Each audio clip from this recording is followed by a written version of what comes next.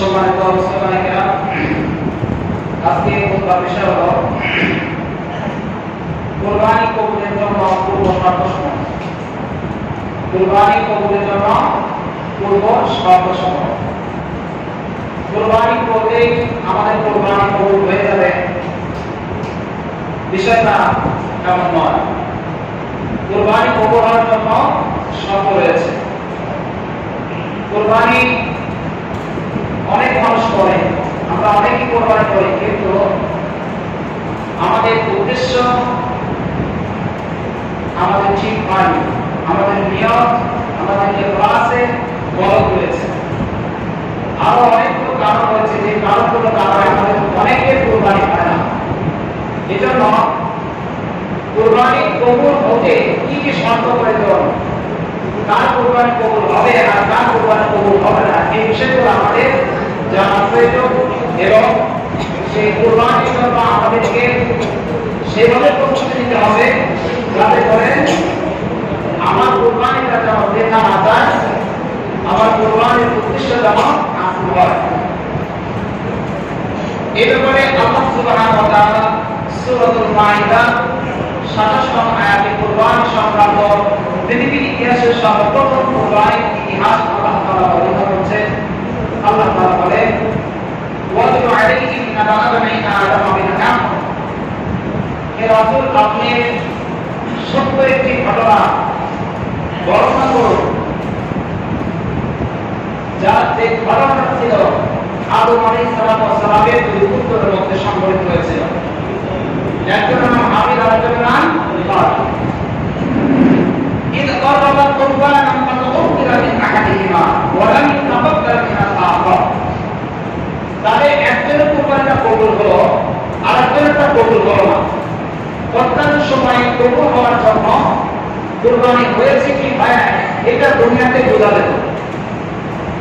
আল্লাহ তাআলার নামে উৎসর্গ করত, আর আসমান থেকে বৃষ্টিটা পড়ে এসে সেটাকে যারটা কবুল হবে সেটাকে ভস্ম করে দিত। এর দ্বারা বোঝা যেত যে কারটা কবুল হয়েছে আর কারটা হয় নাই। হাবিল এবং কাবিল দুই ভাই কুরবান করলো। হাবিল একটা কবুল হয়ে গেল, কাবিল একটা কবুল হলো না। কাবিল একটা কবুল না হওয়াতে কাবিল হাবিলকে বলল, আমি অবশ্যই তোমাকে হত্যা করবো, তোমারটা কবুল হলো, আমারটা কবুল কেন হলো না? আচ্ছা বলে, কবুল যে হয় নাই, এটা কি যারটা কবুল হয়েছে তার সমস্যা, নাকি যারটা কবুল হয় নাই তার সমস্যা? যারটা কবুল হয় নাই তার সমস্যা, নিজের সমস্যার কারণে নিজের কোরবানি কবুল হলো না। অথচ যারটা কবুল হয়েছে তাকে বলতেছে কি, অবশ্যই আমি তোমাকে হত্যা করবো, তোমারটা কবুল হলো, আমারটা কেন কবুল হলো? এরপরে আমি বলবো, নিশ্চয় আল্লাহ তাআলা কেবলমাত্র মুত্তাকি, যে ব্যক্তি মুত্তাকি, ওই মুত্তাকি তার আল্লাহ তাআলা কবুল করে থাকেন, আর আল্লাহ কবুল করেন না। এবার আসি, মুত্তাকি ছাড়া কারো কুরবানি আল্লাহ তাআলা কবুল করেন না।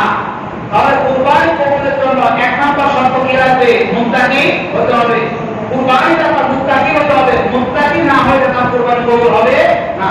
আপনি যত টাকা দিয়ে কুরবানি করেন না কেন, যত বড় পশু কুরবানি করেন না কেন, যত সুন্দর পশু কুরবানি করেন না কেন, আপনি যদি মুত্তাকি না হন, আপনার কুরবানি কবুল হবে না। মুত্তাকি হতে হবে। এরপর আল্লাহ তাআলা কুরবানি সম্পর্কে আরো বলেছেন। আমরা তো কুরবানি করে কুরবানি যখন জমা করা হয়, সবাই মোবাইলে ভিডিও করা হয়, এখন ভিডিও করে এগুলো আবার ফেসবুকে আমাদের কুরবানি, অথবা করে উঠে সবাই একসাথে ধরে সেলফি ওঠে আমাদের কুরবানি করবেটা এইটা। এরপরে আপনার আমাদের কুরবানির গরুর গোশত হয়েছে 10 মণ, আমাদের কুরবানির গরুর গোশত হয়েছে 8 মণ। ওরা গ্রামের ভিতরে আমাদের গরুর কুরবানি সবচেয়ে বেশি হয়েছে, ইত্যাদি ইত্যাদি। লোক প্রদর্শন। আসলে এইরকম গোশত বেশি হয়েছে কি কম হয়েছে, রক্ত বেশি হয়েছে কি কম হয়েছে, এটার রং কত সুন্দর, কত সুদর্শন, এইগুলো আল্লাহ তাআলা কবুল হয়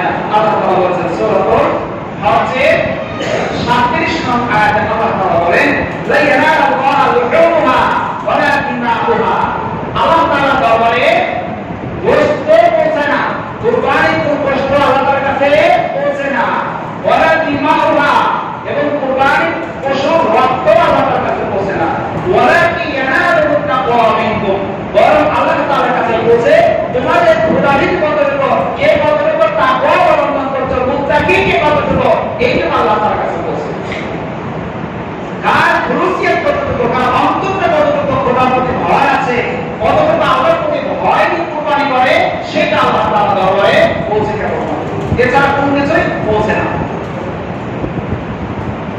এছাড়াও আমরা যারা কুরবানি করি, কুরবানির সময় আমরা কি আয়াত তেলাওয়াত করি? এটি হচ্ছে সূরাতুল আনআমের 162 নম্বর আয়াত। আল্লাহ তাআলা বলেছেন, কুল ইন্না সালাতি ওয়া নুসুকি ওয়া মাহইয়ায়া ওয়া মামাতি লিল্লাহি রাব্বিল আলামিন। হে রাসূল, আপনি বলে দেন, আমার নামাজ, আমার কুরবানি, আমার জীবন, আমার মৃত্যু লিল্লাহি রাব্বিল আলামিন, সকল জাহানের রব আল্লাহ তাআলার জন্য উৎসর্গ। তাহলে আমার নামাজটা আল্লাহ তাআলার জন্য, আমার কুরবানিটা আল্লাহ তাআলার জন্য, আমার বেঁচে থাকা যত জীবনের সাথে সম্পৃক্ত যত ক্রিয়াকর্ম যা কিছু আছে সবগুলো আল্লাহ তাআলার জন্য। আর আমি যদি মারা যাই, আমার মৃত্যুটা আল্লাহ তাআলার জন্য উৎসর্গ। আমার বেঁচে থাকা, আমার মৃত্যুবরণ করা সবগুলো আল্লাহ তাআলার জন্য। এই যে একটা ঘোষণা, এই ঘোষণাটা হচ্ছে নিজেকে পরিপূর্ণভাবে আল্লাহ তাআলার উপরে কি করে দেওয়া, সমর্পণ করে দেওয়া, আত্মসমর্পণ করে দেওয়া। আল্লাহ তাআলার উপরে কমপ্লিটলি আত্মসমর্পণ করা, 100% আত্মসমর্পণ করে দেওয়া। যে আমার জীবন, আমার মরণ, আমার বেঁচে থাকা, আমার বেঁচে থাকার সাথে আমার চাকরি বাকরি, ঘর সংসার, ছেলে বিয়ে, পরিবার পরিবার যা আছে, ব্যবসা বাণিজ্য, রাজনীতি, এরপরে সমাজনীতি, অর্থনীতি, যত নীতি আছে, যত যা কিছু আছে সবগুলোই আল্লাহ তাআলার সন্তুষ্টির জন্য, আল্লাহ তাআলার জন্য দেওয়া। একদা জীবনের সাথে সম্পৃক্ত যা কিছু আছে সবগুলো আল্লাহ তাআলার জন্য হতে হবে। নামাজ সবচেয়ে বড় ইবাদত, এই জন্য নামাজকে প্রথম আনা হয়েছে কুল ইন্না সালাতি। আমার নামাজ, আমার নামাজ যেটা সবচেয়ে বড় ইবাদত, এই নামাজটা আল্লাহ তাআলার জন্য। এরপর হচ্ছে কি, আমার জীবনের সবচেয়ে বড় ত্যাগ, কুরবানি যা আছে, এখানে কুরবানি যেটা, এটা এই যে ত্যাগ, স্যাক্রিফাইস যেটা, এটা কুরবানি, এটা কুরবানির এক প্রকার ত্যাগ। এছাড়া আরো অনেক কুরবানি রয়েছে। কেমন কুরবানি? সময়ের কুরবানি, আল্লাহ তাআলার রাস্তায় সময় ব্যয় করা, এটা এক প্রকার কুরবানি। অর্থ ব্যয় করা আল্লাহ তাআলার রাস্তায়, এটা এক প্রকার কুরবানি। আল্লাহ তাআলার জন্য আরেকজনকে নিজের অংশ ছেড়ে দেওয়া, এটা একটা ত্যাগ করা, এটা আল্লাহ তাআলার জন্য কুরবানি। কুরবানি শব্দের অর্থ হচ্ছে ত্যাগ স্বীকার করা। কুরবানির অর্থ হচ্ছে ত্যাগ করা, ত্যাগ স্বীকার করা। অতএব আমার জীবনে যত ত্যাগ, স্যাক্রিফাইস আছে, স্যাক্রিফাইস যতটুকু সবগুলোই আল্লাহ তাআলার জন্য। এরপর আমার জীবনের সাথে বেঁচে থাকার সাথে যা যা আছে, ঘর সংসার করেন, আমার উপার্জন করেন, চাকরি করেন, ব্যবসা বাণিজ্য করেন, আর রাজনীতি করেন, যেই কিছু করেন না কেন, সবগুলো কার জন্য হতে হবে? আল্লাহ সন্তুষ্টির জন্য। এরপরে আমি যে মারা যাবো, অবশ্যই আমাকে মারা যেতে হবে কমামাতি। আমার মৃত্যুটা যেন খারাপ পথে না হয়, আমার মৃত্যুটা যেন আল্লাহর জন্যই হয়, আমার মৃত্যুটা যেন আল্লাহর পথেই যেন হয়, আল্লাহর কাজ করতে করতে যেন আমার মৃত্যু হয়, আমার মৃত্যু যেন হকের উপর হয়, হকের উপর টিকে থাকতে গেলে যদি আমার মৃত্যু হয়, ফাঁসি হয়, আমাকে যদি ক্রসফায়ার করে দেয়, আমাকে যদি টুকরা টুকরা করে দেওয়া হয়, সেটা আল্লাহ তাআলার জন্যই জানা। এই কিছুদিন পূর্বে উপজাতিদের মধ্যে একজন ওমর ফারুক নামে এক মসজিদের মসজিদ দিয়েছে নিজের জায়গা, অনেকে হত্যা করেছে। এই মৃত্যুটা কার করেছে? আল্লাহ তাআলা, আল্লাহ তাআলার জন্য উনি শাহাদাত বরণ করেছেন।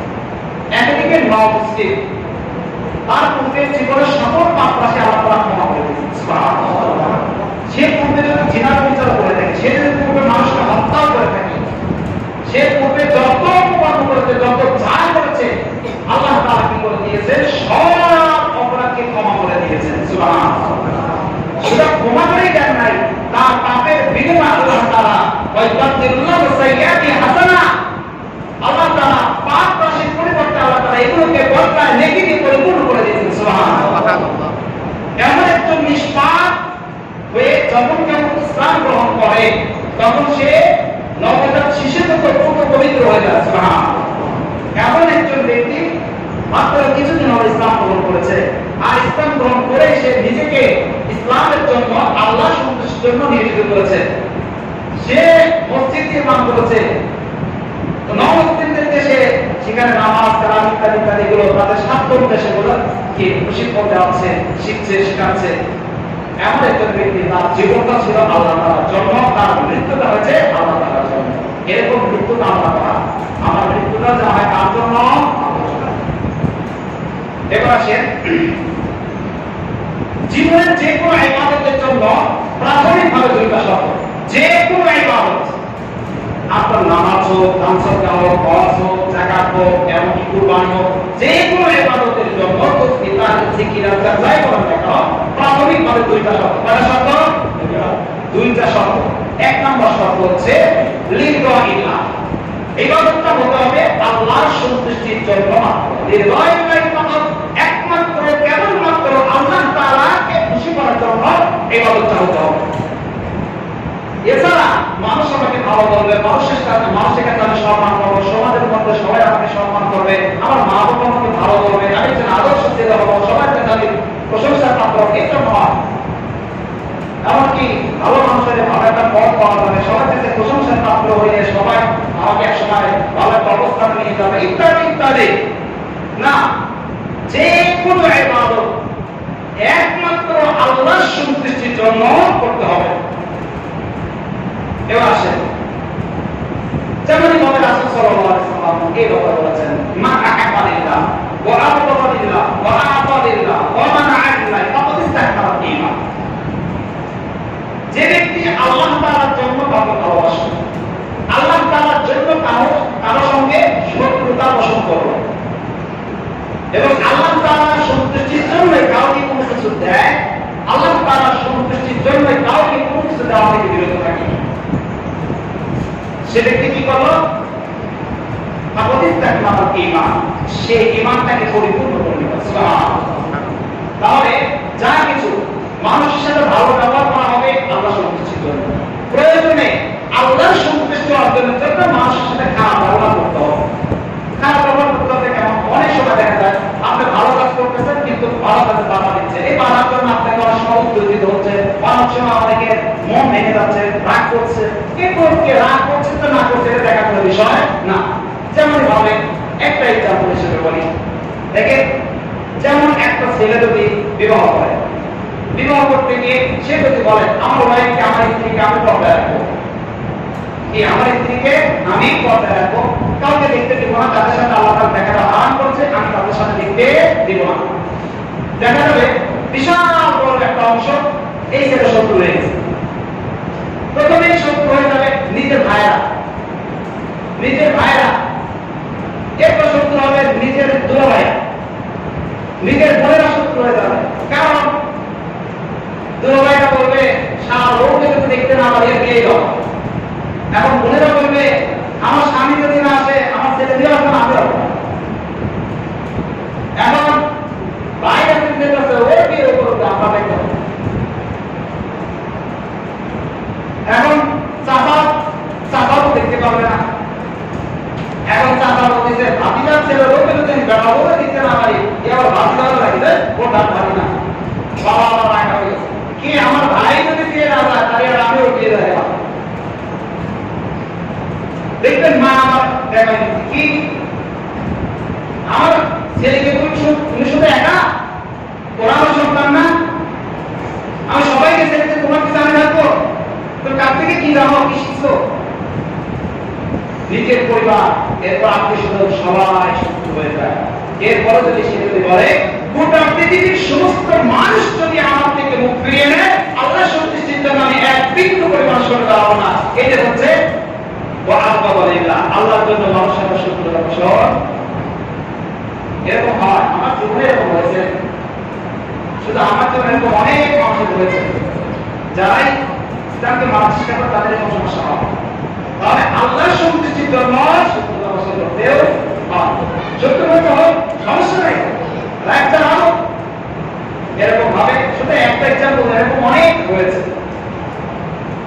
তাহলে এক নম্বর আল্লাহ তাআলার সন্তুষ্টির জন্য সকল ভালো কাজ করতে হবে। দুই নম্বর শর্ত হলো তরিকতে মুহাম্মদ সাল্লাল্লাহু আলাইহি ওয়াসাল্লাম আর সুন্নাতুন নবী সাল্লাল্লাহু আলাইহি ওয়াসাল্লাম, যে ইবাদতটা যত ভালোই হোক যাই হোক না কেন, দুই নম্বর শর্ত হলো এটা ইবাদত হওয়ার জন্য মুহাম্মদ সাল্লাল্লাহু আলাইহি ওয়াসাল্লামের পদ্ধতি অনুযায়ী করতে হবে, রাসূল সাল্লাল্লাহু আলাইহি ওয়াসাল্লামের সুন্নাতের আলোকে করতে হবে।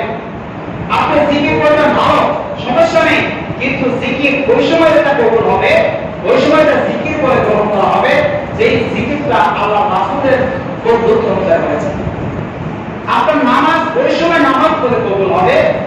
যেই নামাজটা আল্লাহ রাসূল যেভাবে শিক্ষা দিয়েছে, যেভাবে নামাজ পড়তে বলেছে সেইভাবে যদি পড়েন, যেমন ভাবে প্রায় করে থাকি, একজন সাহাবী নামাজ পড়ছে, আল্লাহ রাসূলকে নামাজ পড়ে যাওয়ার সময় সালাম দিচ্ছে, আল্লাহ রাসূল সালামের উত্তর দিয়ে বলল সল্লু ফাইন্না কালামতু সাল্লি, নামাজ পড়ো কেন তুমি নামাজ পড়ো না, সে ব্যক্তি তো নামাজ পড়ে বেরোচ্ছে। আবার সে ব্যক্তি এসে নামাজ পড়লো, আবার আল্লাহ রাসূলকে গিয়ে সালাম দিচ্ছে, এরপরে আল্লাহ রাসূল বলছেন যে সল্লু ফাইন্না কালামতু সাল্লি, নামাজ পড়ো কেন তুমি নামাজ পড়ো না। আবার সে ব্যক্তি এসে আবার নামাজ পড়ছে, তৃতীয়বার আবার কে সালাম দিচ্ছে, আল্লাহ রাসূল বললেন সল্লু ফাইন্না কালামতু সাল্লি, নামাজ পড়ো কেন তুমি নামাজ পড়ো না। এ ব্যক্তি বলছে ইয়া রাসূলুল্লাহ আমি এর থেকে ভালো পারি না, এর থেকে ভালো পারি না। এবার রাসূল সাল্লাল্লাহু আলাইহি ওয়াসাল্লাম তাকে নামাজ শিক্ষা দিয়েছেন। তো প্রথমে তাকবীর দিবেন, আল্লাহু আকবার, তাকবীরে তাহরিমা দেওয়া, তাকবীর দেওয়া, এরপর তুমি সূরা ফাতিহা বা তার সাথে যে সূরা আছে সেটা পড়বা, এরপর রুকুশিতা অবশ্যই পর্যন্ত দেরি করবে, যত সময় স্থির থেকে স্থিরভাবে তাকবীরের সাথে রুকু করতে হবে, রুকু থেকে সুজা দাঁড়িয়ে দেরি করতে হবে, দুই সিজদা থেকে সুজা হয়ে বসে দেরি করবে, এইভাবে নামাজ ধারাবাহিকতা তাকবীর শিক্ষা দিলেন, এইভাবে নামাজ শিক্ষা দিলেন। রাসূল সাল্লাল্লাহু আলাইহি ওয়াসাল্লাম বলেন সল্লু কামা রাআইতুমুনি উসাল্লি, নামাজ সেভাবে পড়ো যেভাবে আমি মুহাম্মদ সাল্লাল্লাহু আলাইহি ওয়াসাল্লামকে নামাজ পড়তে দেখো, তার মানে আমার মতো করে নামাজ পড়ো, তোমার ইচ্ছা মতো নামাজ পড়লে নামাজ হবে না। তাহলে নামাজের মতো একটা শ্রেষ্ঠ ইবাদত আমার ইচ্ছা মতো খেয়াল খুশি মতো নামাজ পড়লে নামাজ হচ্ছে না। সবচেয়ে গুরুত্বপূর্ণ ইবাদত সেটাই যখন হচ্ছে না, আর অন্য ইবাদত তো কখনো হওয়া সম্ভব না, ঠিক না? এই জন্য আমাদের সমাজে, মুসলিম সমাজে আমরা অনেক ইবাদত করি, কিন্তু মনে করি ইবাদত আসলে ইবাদত না। তার মধ্যে একটা গুরুত্বপূর্ণ একটা ইবাদত কথা বলি যে এই যে কুরবানি, এই যে শ্বশুরবাড়ি থেকে গরু বা ছাগল দিয়ে যে কুরবানি করে, এটা কুরবানির নাম দেওয়া ঠিক না, এটা কুরবানি না। আবার বলছি, শ্বশুরবাড়ি থেকে গরু বা ছাগল বা গরু টাকা দেয় আর সেটা দিয়ে গরু বা ছাগল কিনে কুরবানি করে, এটা কুরবানি না, কুরবানির সাথে এটা কোনো সম্পর্ক নেই, কুরবানির নাম দেওয়া ঠিক না। অথচ কুরবানি কত একটা মহৎ কাজ, এমন একটি মহৎ কাজ কি দিয়ে করছে, কিভাবে করছে চিন্তা করছে? এটা তো কুরবানি হচ্ছে না, কুরবানির নামের সাথে সম্পৃক্ত করে ঠিক না, এটা কুরবানি তো না। এরকম আরো অনেক ইবাদত আছে যে ইবাদত গুলো আসলে আমাদের ইবাদত বলে মনে করি, আসলে ইবাদত না। এরপর আসে তাহলে কুরবানি কবুলের জন্য শর্ত যেটা, সেটা হলো এক নম্বর শর্ত হলো মুত্তাকি হতে হবে। কি হতে হবে বলেন তো? মুত্তাকি হতে হবে। মুত্তাকি ছাড়া কার কুরবানি আল্লাহ কবুল করবে না। এবার শুরুতুল মুত্তাকি হওয়ার জন্য কি কি শর্ত আছে? বুঝলাম মুত্তাকি হতে হবে, নইলে আল্লাহ কুরবানি কবুল করবে না। এবার মুত্তাকি হতে হবে কি কি গুণ লাগবে, কি কোয়ালিটি লাগবে, নইলে মুত্তাকি হওয়া যায় না। এবার আসে এক নম্বর শর্ত, আল ঈমান বিদুন শিরক। এক নম্বর শর্ত মুত্তাকির জন্য ঈমান শিরক মুক্ত হতে হবে। ঈমান কি হতে হবে? শিরক মুক্ত হবে। ঈমানের মধ্যে কোনো শিরক থাকা যাবে না, ঈমানের মধ্যে কোনো শিরক থাকা যাবে না। আবার ঈমানের মধ্যে শিরক কিভাবে থাকে? অনেক মুসলমানদের মধ্যে ঈমানের মধ্যে শিরক রয়েছে। কিভাবে হয়েছে আমি বলছি। আল্লাহ যা পারে মুহাম্মদ সাল্লাল্লাহু আলাইহি ওয়াসাল্লাম তাই করে, মনে করেন অনেক ভাইরা, এমনকি কিছু আমাদের মৌলবী ভাইরা তারা পর্যন্ত এইগুলো আলোচনা করে নবী করিম সাল্লাল্লাহু আলাইহি ওয়াসাল্লাম হাজির নাজির শব্দটাকে বিরোধমান, এগুলো তারা বলছে। এবং নবী করিম সাল্লাল্লাহু আলাইহি ওয়াসাল্লাম সকল জায়গায় এক টাইমে সকল জায়গাতে তিনি বিস্তার করতে পারেন, এই ধরনের বিশ্বাস তাদের মধ্যে আছে। এবার আসেন একই জায়গায় একই সময়ে প্রত্যেকটি জায়গায় যিনি সকল কিছু দেখতে পান, সকল কিছু মনিটরিং করতে পারেন, সকলের আহ্বান একসঙ্গে শুনতে পারেন, তিনি কে? একমাত্র আল্লাহ তাআলা। আল্লাহ তাআলার কুদরত, আল্লাহ তাআলা কুদরত, ক্ষমতা সকল কোন কায়নাত প্রত্যেকটি জায়গাতে বিরাজমান, সকল জায়গাতে তার দৃষ্টির অগোচর কোনো কিছুই নেই, তিনি হচ্ছেন আল্লাহ তাআলা। এখন নবী মুহাম্মদ সাল্লাল্লাহু আলাইহি ওয়াসাল্লাম যদি বলেন সকল জায়গায় বিরাজমান, সকল জায়গায় হাজির নাজির, তাহলে সম্পর্ক হলো কি হলো না? হলো। কিন্তু সে আবার কিন্তু সূরা ইখলাস পড়তেছে, কুল আল্লাহু আহাদ, আপনি বলুন আল্লাহ এক, আল্লাহ সামাদ, তিনি অমুখাপেক্ষী, কারো মুখাপেক্ষী নন, লাম ইয়ালিদ ওয়া লাম ইউলাদ ওয়া লাম ইয়াকুল লাহু কুফুয়ান আহাদ, লাম ইয়ালিদ ওয়া লাম ইউলাদ, তিনি কাউকে জন্ম দেন নাই, তাকেও কেউ জন্ম দেয়নি। ওয়া লাম ইয়াকুল লাহু কুফুয়ান আহাদ, এবং তাহার সমতুল্য সমকক্ষ কেউ নয়। আল্লাহ তাআলা সকল থেকে আল্লাহর পূর্ণ বিরাজমান। আল্লাহ তাআলা একই সঙ্গে সকলের কথা শুনতে পারেন। এখন যদি নবী মুহাম্মদ সাল্লাল্লাহু আলাইহি ওয়াসাল্লাম বলেন একই সঙ্গে সকলের কথা শুনতে পারেন, তাহলে সম্পর্ক হয়ে যাবে না? তাহলে ঈমান আছে, কিন্তু ঈমানের মধ্যে কি আছে? শিরক রয়েছে। আমার এক ভাইয়ের সঙ্গে একটা তর্ক হলো, সে বলছে নবী মুহাম্মদ সাল্লাল্লাহু আলাইহি ওয়াসাল্লাম প্রত্যেকটি কবরের মধ্যে হাজির হয়। যখন মাইয়াতকে কবরে রাখা হয় তখন কি হয়? যখন সওয়াল করা হয় মুহাম্মদ সাল্লাল্লাহু আলাইহি ওয়াসাল্লামকে সেখানে হাজির করা হয় এবং সে জায়গাতে ফেরেশতা জিজ্ঞাসা করে মান হুয়া রাজুল, এই ব্যক্তি সম্পর্কে তোমার ধারণা কি? তো বললাম রাসূল সাল্লাল্লাহু আলাইহি ওয়াসাল্লাম কি সশরীরে তিনি কি ওনার মদিনা থেকে এসে হাজির হন? হ্যাঁ। আমি বললাম ভাই, একই টাইমে পৃথিবীর এক প্রান্ত থেকে অন্য প্রান্তে, এটা আমি বলবো না, একই সময় একই দেশের মধ্যে একই টাইমে অনেক জায়গায় অনেক মানুষ দাফন করা হয় না? তাহলে এক নদী কয়জন কবরের মধ্যে যাবে? এক টাইম যখন মঙ্গা নাকি যাবে তখন এবার বলে কি সব থেকে আসবে, কিন্তু সময়টা বেরোবে না। তাহলে আমি বললাম একই টাইমে একই সবকিছু আল্লাহ তাআলা সকল কিছু দেখতে পান, শুনতে পান কে? আল্লাহ তাআলা। এবার নবী মুহাম্মদ সাল্লাল্লাহু আলাইহি ওয়াসাল্লাম সকল জায়গায় বিরাজমান, একই টাইমে হতে থাকে, তাহলে আল্লাহ রাসূলের মধ্যে পার্থক্যটা কোথায় বলেন? শিরক হলো না? এজন্য ঈমানের মধ্যে শিরক থাকে, শিরক করতে ঈমান থাকবে। নবী মুহাম্মদ সাল্লাল্লাহু আলাইহি ওয়াসাল্লাম একই টাইমে প্রত্যেক কবরের মধ্যে হাজির হয় না, স্বয়ং সরাসরি মুহাম্মদ সাল্লাল্লাহু আলাইহি ওয়াসাল্লাম কখনো হাজির হয় না। এমনকি নবী মুহাম্মদ সাল্লাল্লাহু আলাইহি ওয়াসাল্লামকে যখন সালাম দেওয়া হয় সে সময় নবী মুহাম্মদ সাল্লাল্লাহু আলাইহি ওয়াসাল্লাম কোথায় হাজির হন না? তিনি তার রওজাতে তিনি আছেন, মসজিদে যেখানে দাফন করা হচ্ছে সেখানে আছেন। আল্লাহ রাসূল সাল্লাল্লাহু আলাইহি ওয়াসাল্লাম শেষ পর্যন্ত হাদিসে বলেছে, বাবা আমাকে কেউ যখন সালাম দেয় আমার এই সালাম আর দরুদ বহন করার জন্য আল্লাহ তাআলা পক্ষ থেকে নিয়োজিত একদল ফেরেশতা আছে, সুবহানাল্লাহ। তারা সেই দরুদ সালামগুলো আমার রওজার মধ্যে পৌঁছায় দেয়, সুবহানাল্লাহ। ওইটা তো ফেরেশতাদের কাজ। এবার নবী করিম সাল্লাল্লাহু আলাইহি ওয়াসাল্লাম সম্পর্কে কবরের মধ্যে যে প্রশ্ন করা হয়, মান বললেন ওই সাবিক, জিজ্ঞাসা করো তোমাদের মধ্যে কোন ব্যক্তিকে গ্রহণ করা হয়েছে, আমাদের রাসূল হিসেবে নামকরণ করা হয়েছে? সে জিজ্ঞাসা করবে, অথবা জিজ্ঞাসা করবে যে মুহাম্মদ সাল্লাল্লাহু আলাইহি ওয়াসাল্লাম সম্পর্কে তুমি কি জানো? বিভিন্ন হাদিস রয়েছে এই ব্যাপারে। অথবা রাসূল সাল্লাল্লাহু আলাইহি ওয়াসাল্লামের আকৃতিতে কোনো ছবিরা এই ধরনের কোনো কিছু ধরা হবে, উনি কে বলেন? ইত্যাদি যে কোনো একটা কিছু হতে পারে, আল্লাহ তাআলা ভালো জানেন। এবার আসে মুত্তাকিদের প্রথম শর্ত হচ্ছে ঈমান, শিরক মুক্ত ঈমান হতে হবে। 2 নম্বরে আসে আল ইত্তিহাদুল্লাহ, আল্লাহর হককে সংরক্ষণ করা। 2 নম্বর কি? আল্লাহর হককে সংরক্ষণ করা। আল্লাহর হকের মধ্যে কি কি রয়েছে? আল্লাহর হক অনেক রয়েছে। তার মধ্যে প্রথম আল্লাহ তাআলা সূরা বাকারার মধ্যে আল্লাহ তাআলা হক সম্পর্কে বলেছেন, যালিকাল কিতাবু লা রাইবা ফীহি হুদাল লিল মুত্তাকিন। আল্লাহ তাআলা এই কোরআন সম্পর্কে বলেন যালিকাল কিতাব, এটা এমন একটি কিতাব লা রাইবা ফীহি, তাতে কোনো সন্দেহ নেই, হুদাল লিল মুত্তাকিন। আর এই কিতাবটা হচ্ছে হিদায়াত, পথ প্রদর্শক কাদের জন্য? লিল মুত্তাকিন, যারা আল্লাহকে ভয় করে মুত্তাকি জীবনযাপন করে, খোদা ভীতি নিয়ে যারা জীবনযাপন করে, এটা তাদের জন্য হিদায়াত। এবার আল্লাহ তাআলা বলেন মুত্তাকিদের জন্য এটা পথ প্রদর্শক, হিদায়াত এই কিতাব। তাহলে এরপর আল্লাহ তাআলা বলতেছে মুত্তাকি কারা, মুত্তাকিদের কি কি কোয়ালিটি আছে, এবার আল্লাহ তাআলা বর্ণনা করছেন তার মধ্যে থেকে আল্লাযীনা ইউমিনুনা বিল গায়ব। 1 নম্বর কোয়ালিটি মুত্তাকিদের জন্য অদৃশ্যের প্রতি বিশ্বাস রাখবে। জাহান্নাম আছে, জান্নাত আছে, কবর আছে, কবরের মধ্যে শান্তি আছে, ফেরেশতা আছে, এরপরে কিয়ামতের দিন বিচার হবে, এগুলো আমরা কেউ দেখেছি? দেখি না। আল্লাহকে দেখেছি? দেখি না। এই যে অদৃশ্য বিষয়গুলো, এই অদৃশ্য বিষয়গুলো বিশ্বাস স্থাপন করে, এগুলো সবগুলো হক এবং সামনে এগুলো আছে, এগুলোকে বিশ্বাস করা। 1 নম্বর হচ্ছে অদৃশ্যের প্রতি বিশ্বাস স্থাপন করবে যারা। এরপরে 2 নম্বর শর্ত ওয়াইকিমুনাস সালাহ। এখানে আল্লাহ তাআলা 2 নম্বর শর্ত কি দিয়েছে মুত্তাকিদের জন্য? এদেরকে নামাজ কায়েম করতে হবে। ঈমানের পরে 2 নম্বর শর্ত নামাজ। যারা নামাজ আদায় করবে না তারা মুত্তাকি থেকে ক্যান্সেল। যাদের ঈমানের শিরক থাকবে মুত্তাকি থেকে ক্যান্সেল।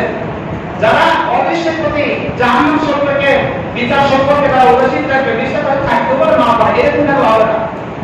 এই যে রাস্তা হচ্ছে আমাদের আখিরাত দিন পরকালের প্রতি দৃঢ় বিশ্বাস রাখতে হবে, শুধু সাধারণ বিশ্বাস নয়, পরকালের প্রতি দৃঢ় বিশ্বাস রাখতে হবে, নইলে ঈমান হবে না। তাহলে নামাজ না কায়েম যদি না করে, নামাজ না পড়লে সে মুত্তাকির মধ্যে থেকে খারিজ হয়ে যাবে। এরপর আল্লাহ তাআলা বলেছেন অবিমা রাযাকনাহু ইউনফিকুন, আল্লাহ তাআলা বলেন আমি যে রিজিক দিয়েছি এই রিজিক যারা ব্যয় করে, আল্লাহর পথে যারা ব্যয় করে, ধন সম্পদ ব্যয় করে, যাকাত দেয়, সদকা করে, দান সদকা করে, ফকির মিসকিনকে খাওয়ায়, এরপর এই প্রতিষ্ঠানগুলোতে মানুষের কল্যাণের জন্য যারা অর্থ সম্পদ ব্যয় করে, এরা হচ্ছে কি মুত্তাকি। আল্লাহ তাআলা বলেছেন ওয়াল্লাযীনা ইউমিনুনা বিমা উনজিলা ইলাইকা, এরা তো আপনার প্রতি নবী মুহাম্মদ সাল্লাল্লাহু আলাইহি ওয়াসাল্লাম আপনার প্রতি যে কিতাব অবতীর্ণ করা হয়েছে, ওমা উনজিলা মিন ক্বাবলিক, এবং আপনার পূর্বে যে কিতাবগুলো অবতীর্ণ করা হয়েছে সেই সকলগুলোর উপর যারা ঈমান আনয়ন করে তারা মুত্তাকি। ওয়া বিল আখিরাতি হুম ইউকিনুন, এবং কিয়ামত দিবসের প্রতি যারা দৃঢ় বিশ্বাস রাখে, যারা এই কোয়ালিটিগুলো থাকতে পারবে না তারা এই দ্বিতীয় নম্বর কোয়ালিটি থাকবে না, তারা আরো আছে। 3 নম্বর তলব হালাল, তথা হালাল উপার্জন অন্বেষণ করা, হালাল উপার্জন করার চেষ্টা করা। হালাল উপার্জন করলে মুত্তাকি হতে পারবে না, হালাল উপার্জন করতে হবে। হালাল উপার্জন করা এতটা গুরুত্বপূর্ণ যে নবী করিম সাল্লাল্লাহু আলাইহি ওয়াসাল্লাম কি বলেছেন, কাসবুল হালালি ফরিদা, হালাল উপার্জন করা ফরজ। বাদাল ফরিদা, ফরজ ইবাদতের পরে বান্দার উপরে আরেকটি ফরজ হলো তাকে হালাল উপার্জন করা। তাহলে হালাল উপার্জন করাটা কি নফল না ফরজ? ফরজ। এত বড় গুরুত্বপূর্ণ ব্যাপার। হালাল উপার্জন যদি কেউ না করে, হালাল উপার্জন করে এর মুত্তাকি হতে পারবে না, এর কুরবানি ইবাদত কোনো কিছু কবুল হবে না। এবার আসেন 4 নম্বর হচ্ছে সচ্ছল হোক অসচ্ছল হোক উভয় অবস্থায় আল্লাহর পথে অর্থ সম্পদ ব্যয় করে, সাধ্য অনুযায়ী ব্যয় করবে, যত হতে পারে। গরিব মানুষ 1 টাকা দেন, আপনার 1 টাকা, আর যে পরিপথে তার 1 লক্ষ টাকা, এই 1 লক্ষ টাকা থেকে আপনার 1 টাকা আপনার কাছে বেশি গুরুত্বপূর্ণ হতে পারে। যেমন তাবুকের যুদ্ধে আবু বকর সিদ্দিক রাদিয়াল্লাহু তাআলা আনহু তিনি সামান্য কিছু জব বা কিছু গম তিনি দিয়েছিলেন যুদ্ধের জন্য, প্রস্তুতির জন্য। রাসূল সাল্লাল্লাহু আলাইহি ওয়াসাল্লাম বলেছিলেন বাইতুল মাল সবাই জমা করো, যে যা পারো, যুদ্ধ সামনে বড় ভয়াবহ যুদ্ধ, এই যুদ্ধের জন্য অল্প সম্পদ লাগবে, খাবার লাগবে, যে যা আছে সহযোগিতা করো। অনেকে সমস্ত সম্পদকে 3 ভাগে 1 ভাগ দিয়েছে, কেউ অর্ধেক দিয়েছে। অনেক নারীরা অলংকার গহনা খুলে দিয়ে এসেছে, সব অনেক দামি দামি জিনিস দিয়েছে, কেউ ঢাল দিয়েছে, কেউ ঘোড়া দিয়েছে, তরবারি দিয়েছে, ইত্যাদি ইত্যাদি। কিন্তু আবু বকর রাদিয়াল্লাহু তাআলা সামান্য কিছু জব ঘরের মধ্যে নিয়ে গিয়েছিল, আর সেই জবটাই আল্লাহ তাআলার কাছে ইবাদত করেছে, কারণ তার ঘরে ছিল যা সব করে নিয়ে গেছে, 100% নিয়ে গেছে, যা ছিল সব করে নিয়ে গেছে। রাসূল সাল্লাল্লাহু আলাইহি ওয়াসাল্লাম আবু বকর রাদিয়াল্লাহু তাআলার সম্পদগুলো উপর দিকে ধরে বললে, আজকে তোমরা সবাই মিলে যে দান করেছো, আল্লাহ তাআলার কাছে আবু বকরের সামান্য জব এগুলো আল্লাহর কাছে বেশি মূল্যবান আছে। সুবহানাল্লাহ। এটা কেন 100% দিয়েছে? তার সাধ্য অনুযায়ী আছে সেটা দিয়েছে। এইজন্য সাধ্য অনুযায়ী সচ্ছল হোক অসচ্ছল হোক উভয় অবস্থায় আল্লাহর পথে ব্যয় করবে। কেউ যদি মনে করে আমি যখন ধনী হবো, টাকা হবে, তখন আমি মসজিদ করে দেবো, মাদ্রাসা করে দেবো, ক্লিনিক করে দেবো, এই অপেক্ষা যদি করে, এর আগে যদি মারা যায় তাহলে কি হবে? তার কপালে আপনার কথা করবে না। এইজন্য সচ্ছল হোক অসচ্ছল হোক উভয় অবস্থায় ব্যয় করতে হবে। এরপর আসেন রাগ হয়েছে, প্রচন্ড ক্ষিপ্ত, এই রাগের সময় নিজেকে কন্ট্রোল করতে হবে। আরেকজন যদি প্রচুর রাগ হয়েছে, এই রাগের সময় আরেকজনকে ক্ষমা করে দিতে হবে, কন্ট্রোল করতে হবে। যারা মুত্তাকি হবে তাদের জন্য একটা কোয়ালিটি থাকবে। এরপর মানুষদেরকে ক্ষমা করে দিবে, মানুষ অনেক সময় ভুল করে তার কাছে, মানুষদেরকে ক্ষমা করে দেবে, এই ক্ষমা করার মতো কোয়ালিটি থাকতে হবে। 7 নম্বর হচ্ছে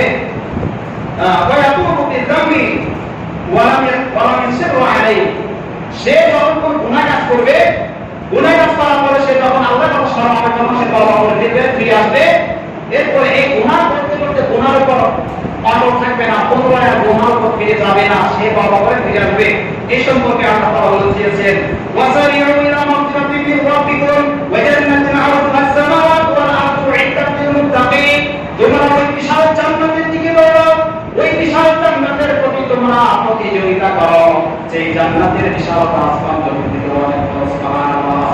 যে জান্নাতের প্রশস্তা সমস্ত আসমান জমিনের থেকে অনেক বড়, ওই জান্নাতের দিকে তোমরা প্রতিযোগিতা করো, দৌড়াতে থাকো। আর ওই জান্নাত কাদের জন্য রয়েছে? আল্লাযীনা ইউনফিকুনা ফিস-সাররা'i ওয়াদ-দাররা'i ওয়াল-কাযিমিনা ওয়াল-'আফিনা 'আনিন-নাস। আল্লাহ তাআলা বলেছেন যে মুত্তাকি ওই জান্নাতটা পুরোটা মুত্তাকিদের জন্য। আর মুত্তাকিটা তারা হচ্ছে আল্লাযীনা ইয়াকুলুনা বিস-সালাওয়াতি যারা সচ্ছল অসচ্ছল উভয় অবস্থা দান করে, ওয়াল-কাযিমিনাল গায়য রাগের সময় রাগকে নিয়ন্ত্রণ করে, ওয়াল-আফিনা আনিন নাস মানুষদেরকে ক্ষমা করে দেন, ওয়াল্লাহু ইউহিব্বুল মুহসিনিন আল্লাহ তাআলা এরকম মুহসিন বান্দাদেরকে ভালোবাসেন। ওয়াল্লাযীনা ইযা ফাআলু ফাহিশাতান আও যালামু আনফুসাহুম যখন তারা নিজেরা নিজেদের উপর জুলুম করে কোনো পাপাচার কাজ করে, ফাস্তাগফিরু লিযুনুবিহিম যখনই যাকারাল্লাহ আল্লাহর কথা স্মরণ হয় সাথে সাথে কি করে ফাস্তাগফিরু লিযুনুবিহিম আল্লাহর কথা স্মরণ হওয়ার সাথে সাথে আল্লাহ তো একটা হয়েছে, আল্লাহ আমার বিচার করবে, আল্লাহর সামনে আমাকে যেতে হবে, আল্লাহ যখন সবকিছু দেখছে এই কথা মনে হওয়ার সাথে সাথে সে কি করবে আল্লাহ তাআলার কাছে ফিরে আসবে, ক্ষমা চাইবে, আল্লাহ তাআলার কাছে তওবা করবে। এরপর কি করবে তিনি বলেন ওয়ামাই ইয়াগফিরু যুনুবা ইল্লাল্লাহ আর আল্লাহ তাআলা ছাড়া আর কে আছে ক্ষমা করার, কে ক্ষমা করবে, ওয়ালা ইসরু আলা মা ফাআলু ওয়া হুম ইয়ালামুন আর সে যে পূর্বে যে অপকর্মগুলো করেছে সেই অপকর্মের উপর সে অবিচল থাকবে না, অটল থাকবে না, অপকর্ম করতে থাকবে, কঠিন বিষয়টা এমন নয়, সে ফিরে আসবে অপকর্ম থেকে, বিরোধ থেকে সে সঠিক পথে ফিরে আসবে। এটা সূরা আল-ইমরান 133 থেকে 135 নম্বর। এরপরে 8 নম্বর মুত্তাকিদের শর্ত হচ্ছে আর ইফতিহাকুল ইবাদা বান্দার হক সংরক্ষণ করা, বান্দার হক, গুণের হক, আইনের হক, প্রতিবেশীর হক, আত্মীয়-স্বজনের হক, স্ত্রীর হক, ছেলে-মেয়েদের হক, সবার হক রয়েছে। ছেলে-মেয়েদেরকে সুশিক্ষিত করা, ছেলে-মেয়েদের সম্পদগুলো নিজের মতো করে জুয়া খেলে এই করে সেই করে অপচয় করে নিজের সম্পদগুলো বিনষ্ট করে দেওয়া। অনেক মানুষের চোখ পেকে গেছে, দাঁড়িয়ে পেকে গেছে, ছোটবেলার চোখ আলাই চুয়ালি ছাড়তে পারে নাই, এরা হক নষ্ট করতেছে নিজেদের সন্তানদের, স্ত্রীদের, এরপরে কি বলেন আপনার অনেক মানুষকে নষ্ট করছে, এগুলো বান্দার হক নষ্ট করছে না, সমাজকে ধ্বংস করতে পারা, রাষ্ট্রকে ধ্বংস করছে, এরা কখনো মুত্তাকি হতে পারে না। যত হজ করুক, জাকাত দিক, যাই করুক না কেন, এরা কিন্তু মুত্তাকিদের কাতারে থাকতে পারবে।